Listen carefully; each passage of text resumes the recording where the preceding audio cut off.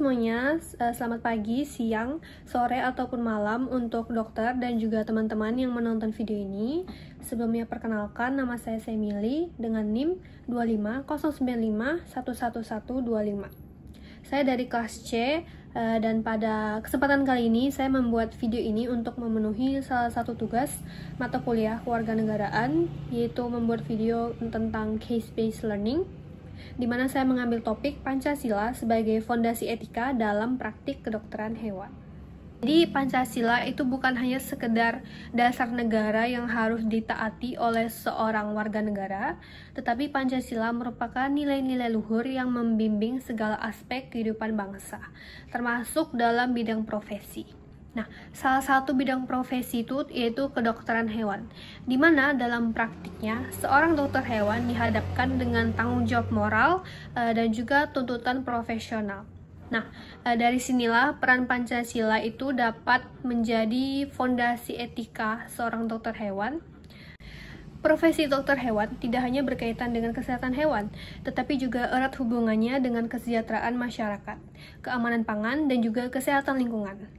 Nah, dalam menjalankan tugasnya, seorang dokter hewan harus berpegang erat dan juga kuat pada etika, integritas, serta tanggung jawab moral. Namun, kenyataannya, penerapan fondasi Pancasila ini dalam kehidupan seorang dokter hewan itu tidak segampang yang diucapkan. Karena dalam praktik kedokteran hewan ini masih sering sekali menghadapi dilema etika.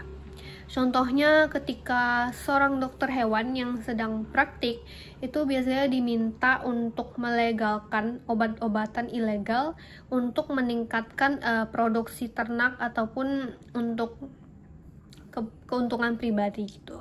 Di sisi lain, seorang dokter hewan juga ditekan dari industri ataupun dari pemikiran pribadi untuk mengutamakan keuntungan daripada mengutamakan kesejahteraan hewan-hewan yang ditanganinya. Nah, dari masalah-masalah ini kita bisa melihat bahwa dibutuhkannya fondasi kuat dan juga etika yang kuat dalam kehidupan seorang dokter hewan. Karena tanpa adanya pedoman ataupun etika yang kuat yang ditanam dalam diri sendiri sebagai seorang dokter hewan, praktik kedokteran hewan ini bisa menyimpang dari nilai-nilai kemanusiaan dan juga etika moral.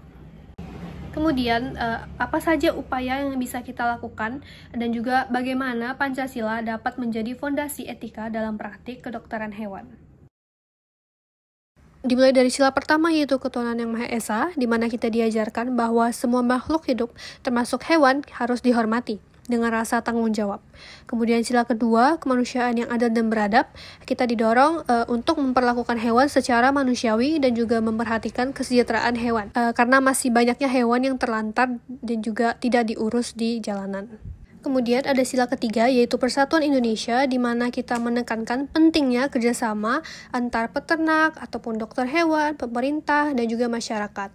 Kemudian sila keempat, itu kerakyatan dipimpin oleh hikmat kebijaksanaan dalam permusyawaratan perwakilan, di mana dalam sila ini sebagai seorang dokter hewan diajak untuk berdiskusi secara bijak dan juga mengambil keputusan sesuai dengan etis.